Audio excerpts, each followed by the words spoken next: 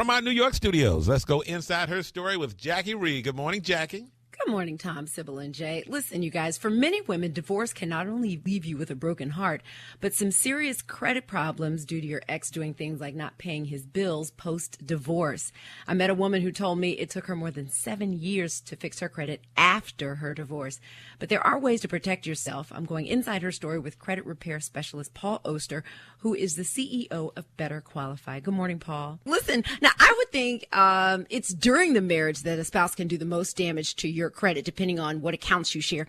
But don't you and your credit reports kind of go separate ways after the divorce? I mean, how can an ex still do damage after the divorce papers are signed? Unfortunately, if a couple gets to the point where they're actually getting a divorce, both spouses, and oftentimes the woman for sure, needs to realize that a divorce decree does not supersede the original creditor agreement. Probably the most important thing that folks are going to take away from today's show. What that means is if a judge orders a spouse to pay all of the credit card bills and their joint accounts, and let's say there's $100,000 worth of debt in those credit card bills, and the woman says, okay, well, if he's going to pay that, and that offsets some of the other monies in the marital settlement agreement, she doesn't take as much from a savings account or a 401k because he's responsible for $100,000. If he does not pay, she is ultimately responsible in the eyes of the creditor. And it's an amazing thing. They don't care what the judge says.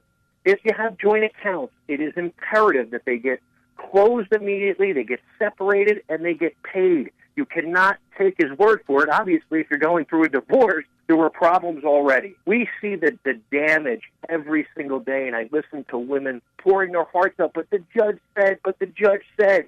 And it's an amazing thing to me that more people do not realize that. Now, is it mostly women that you hear from in these types of situations? Because a lot of women still let their husbands handle the finances and really don't get involved in that. Do you still see that happening?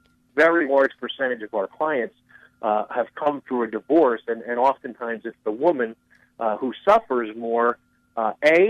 Maybe she only has the joint accounts with her husband, and her husband may have other individual accounts. And once the divorce goes through and those accounts get closed or they go into default, now it's a tremendous undertaking to try and reestablish the credit, settle the debt, and move forward in her individual credit life. This may sound crazy, but what happens to the credit if the couple decides to get back together?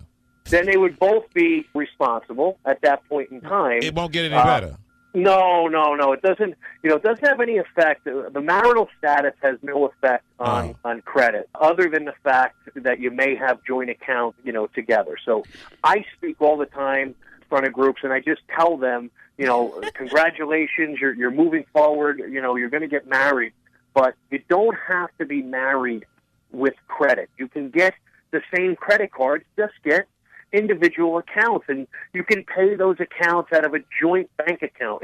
It's much easier to separate a bank account than it is credit card account. Paul, where can we get more of your tips on all types of credit issues? What's your website?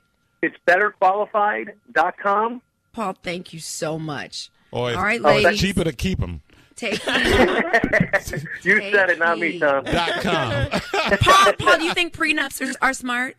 If you don't have a lot of money? Oh, yeah, I can answer that one. No, but do you have to be rich and famous to have a prenup? No, and prenups are smart, but again, they don't supersede original agreement, and it's almost a separate issue to deal with.